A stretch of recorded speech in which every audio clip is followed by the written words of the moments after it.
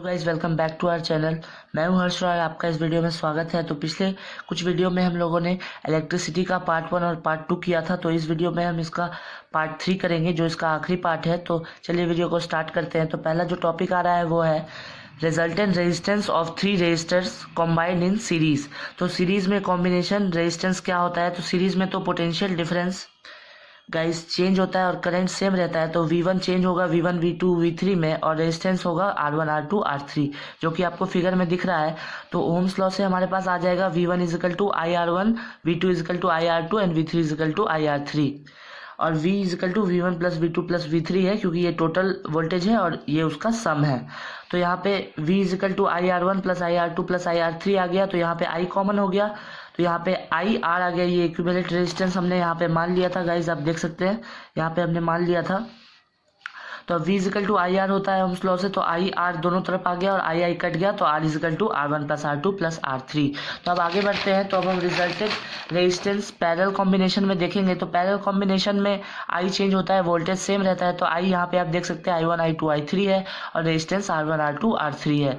तो यहाँ पे फिर से करंट चेंज होगा, तो I is equal to I1 plus I2 plus I3। तो ओम्स लॉ से I1 इजिकल टू V/R होता है। तो V तो सेम रहेगा, इसलिए V/R1 प्लस V/R2 और V/R3। तो V/R is equal to V/R1 plus V/R2 plus V/R3। तो यहाँ पे 1/R कॉमन आ गया, तो V कट गया। तो यहाँ पे आ गया हमारा जो हमें डिजाइड चाहिए था, जो कि है 1/R is equal to 1/R1 plus 1/R2 plus 1/R3। तो अब हम जानेंगे एडवांटेज क्या क्या होते हैं पैरेलल कनेक्शन के। तो पैरेलल कनेक्शन का पहला एडवांटेज है, इसमें सारे अप्लायंसेस के पास सेपरेट स्विच होता है, सबको सेम वोल्टेज मिलता है। और अगर एक कंडक्टर कोई अप्लायंस डिफॉल्ट हो गया तो बाकी सब जलते रहेंगे। तो इसका जो एडवांटेज है गाइज, इसका ही अपोजिट डोमेस्टिक सर्किट, जो कि सीरीज कॉम्बिनेशन का डिसएडवांटेज है। तो अब आगे बढ़ते हैं। तो आगे हमारा टॉपिक आ रहा है इलेक्ट्रिकल पावर। तो electrical power is defined as work done per time. Electrical power को हम वर्क डन पर टाइम कहते हैं, और वर्क डन W और टाइम T से कहा जाता है। और पावर का ऐसा यूनिट वॉट होता है, जो कि 1 watt is equal to 1 joule per 1 second. और वॉट का डेफिनेशन है, when an electric appliance consumes electrical energy at the rate of 1 joule per second, it's power is 1 watt. और फॉर्मूला हम लोग देखेंगे जो इलेक्ट्रिक पावर को इलेक्ट्रिक पावर निकालने में काम आएंगे हमारे न्यूमेरिकल्स में। तो हम लोग जानते हैं P is equal to VI, P is equal to I² R and P is equal to V²/R। तो अब हम इसका डेरिवेशन देखेंगे। P इजिकल टू W/T हम लोग जानते हैं, और हम लोग जानते हैं V इजिकल टू W/Q। तो हम लोग W की वैल्यू यहाँ पे पुट कर देंगे, तो आ जाएगा P is equal to V into I. अब P is equal to V into I आ गया, और हम लोग ओम्स लॉ से V इजिकल टू IR जानते हैं। तो ये यहाँ पे पुट करके P is equal to I² R आ गया। और फिर हम लोग जानते हैं I इजिकल टू V/R, तो फिर से I की जगह V/R पुट करके भी तीसरा फॉर्मूला आ गया।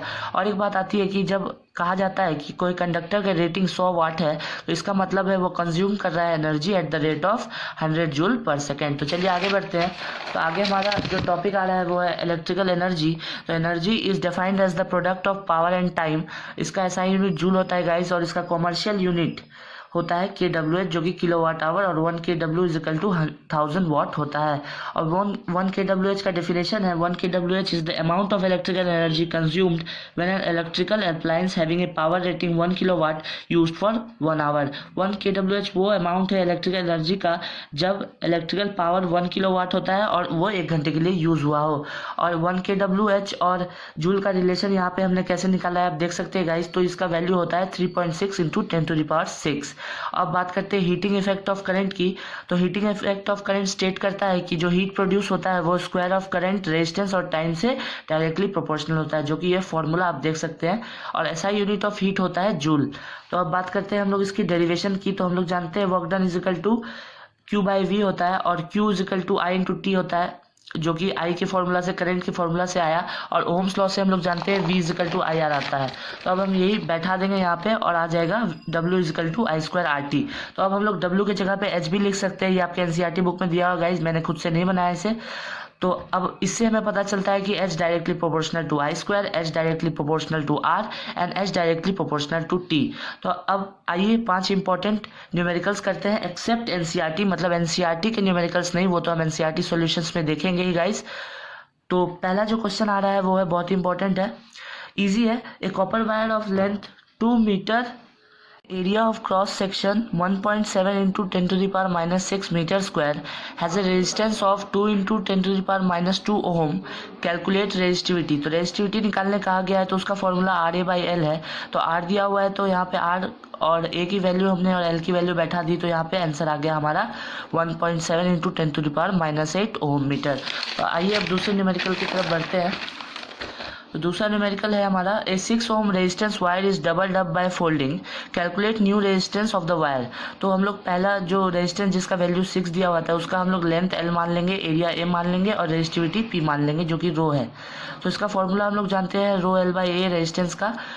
तो उसका वैल्यू 6 दिया हुआ है, इससे पहला इक्वेशन मान लेंगे। दूसरा है व्हेन वायर जब डबल होगा तो लेंथ उसका हाफ हो जाएगा और एरिया उसका डबल हो जाएगा, जिससे हमारा वैल्यू आ जाएगा रो L/4A। तो यहाँ पे दोनों को जब हम डिवाइड करेंगे तो हमारा नया R का वैल्यू आ जाएगा 1.5 ओम, जो कि हमारा आंसर है। तो अब तीसरे न्यूमेरिकल की तरफ बढ़ते हैं। इसके लिए आप पहले इस डायग्राम को अच्छे से देख ले गाइस और इसे सॉल्व करने की कोशिश करें। तो पहले यहाँ से टोटल रेजिस्टेंस निकालने बोला है, तो ये दोनों पैरेलल में है, पहले इसका निकाल के इससे हमें ऐड कर देना है, जो कि हमने यहाँ पे किया है, जो कि 4.8 निकला, उससे हमने 7.2 ऐड करके 12 ओम आंसर निकाल लिया। अब सेकंड पूछा गया है टोटल करंट क्या है, तो यहाँ पे V/R करके हम लोग टोटल करंट निकाल सकते हैं, जो कि V6 वोल्ट है और R 12 ओम है, तो हम लोग 0.5 एम्पियर करंट आ गया। और पोटेंशियल डिफरेंस अक्रॉस R1 निकालने बोला है, तो करंट जो कि वो सीरीज में है तो करंट सेम रहेगी, तो 0.5 एम्पियर करंट रही और वहाँ पे रेजिस्टेंस 7.2 ओम है। तो यहाँ पे V/IR होती है, जिससे हमारी वैल्यू 3.6 वोल्ट आ गई। तो अब बढ़ते आगे चौथे न्यूमेरिकल पे।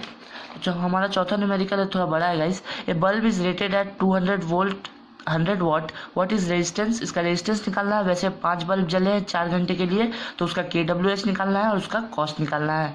तो पहले हम लोग निकाल लेते हैं उसका रेजिस्टेंस। तो हम लोग यहाँ V/R वाला फॉर्मूला लगाएंगे।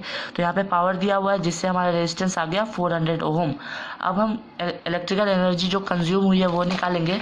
तो kWh निकालना है तो हमें आवर में लेना होगा, सेकेंड में नहीं ले सकते। आवर में 4 आवर दिया हुआ था, पावर 100 दिया हुआ था, तो 400 WH निकला है यहाँ पे गाइस। तो यहाँ पे उसको 1000 से डिवाइड करेंगे तो 0.4 kWh निकल जाएगा।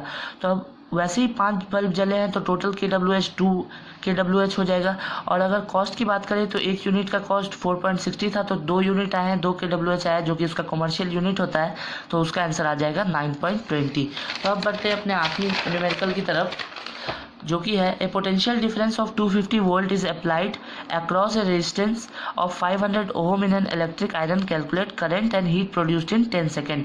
तो यहाँ पे आई दिया हुआ है 250 एम्पियर और वोल्ट दिया हुआ है 250 एम्पियर और रेजिस्टेंस दिया हुआ है 500 ओम। तो इससे हमारा आई का वैल्यू 0.5 एम्पियर आ जाएगा। और सेकेंड हमें हीट निकालने बोला है जो 10 सेकंड में, तो I/RT का फॉर्मूला निकाल के हम 1250 जूल्स आंसर निकाल लेंगे। तो थैंक यू गाइस, ये हमारी इसी के साथ थर्ड पार्ट के साथ इलेक्ट्रिसिटी की फुल क्रैश कोर्स कंप्लीट होती है।